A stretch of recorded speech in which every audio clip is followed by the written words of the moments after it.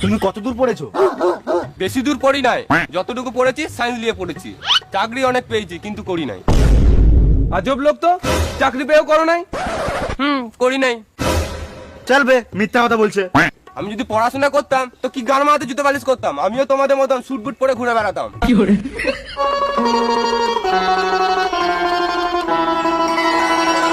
ভুটভুট কি, তোমাকে আমি এমন বুদ্ধি দেবো তুমি দুদিনে 4 চাকায় ঘুরে বেড়াবে। তাহলে কি করতে হবে আমাকে? তোমাকে কিছু করতে হবে না, যা করার আমি করব। মানে? তুমি টাকা দিবে, আমি ডাবল করব। সত্যি? হবে কি আলবাল বকছিস?